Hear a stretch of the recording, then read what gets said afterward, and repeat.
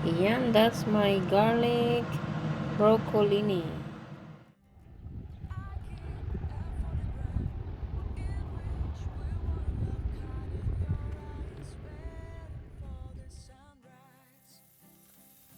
Yung ano ko, yung sweet potato. Pero hindi ko siya lulutuin sa oven.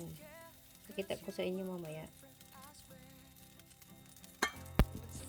Ayan guys, so I'm going to cook the broccolini first and cook with the butter. And so that sweet potato, I'm going to roast the sweet potato but not in the oven. So I put that in the microwave. I already put some salt and pepper in there, and then I put that in microwave for about 2 minutes, and then i-roast ko sa stove. So no need. Ayan, the butter is ready, and I have to put the garlic for my broccolini.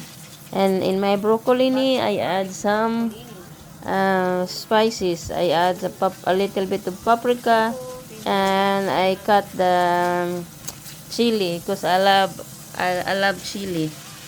Yan.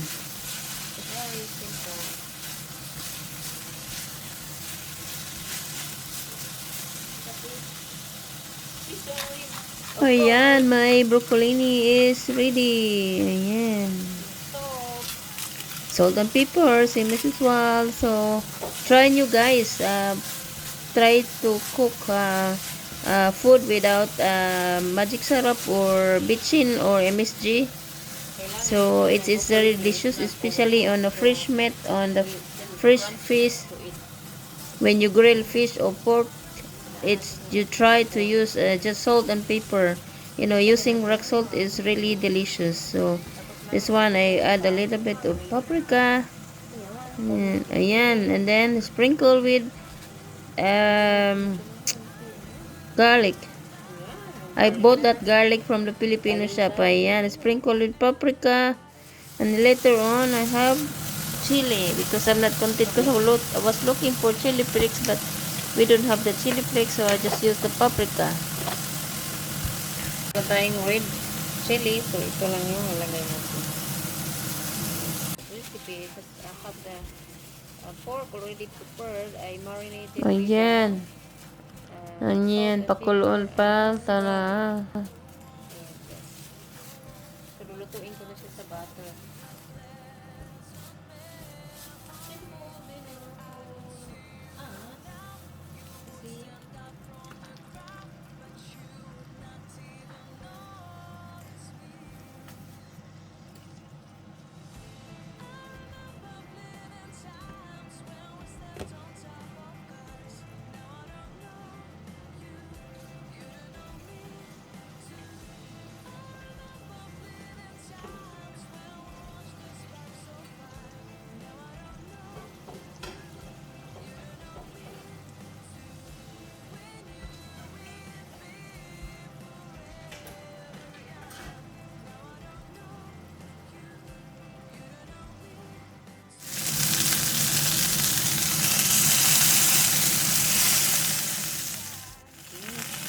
Niluluto natin yung sweetpotato.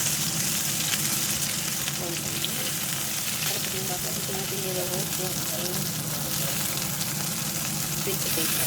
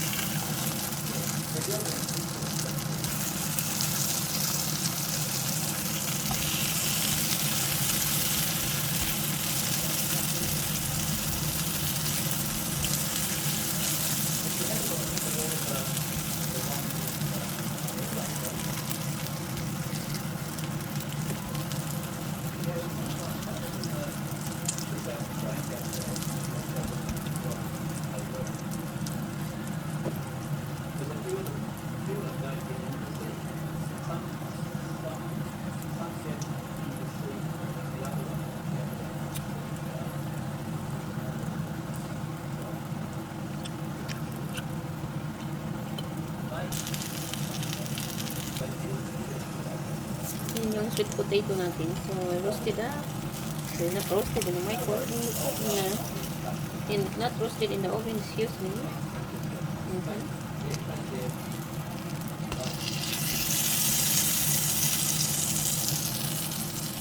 Ayan, that's our dinner. So yummy. Yummy, yummy, yummy.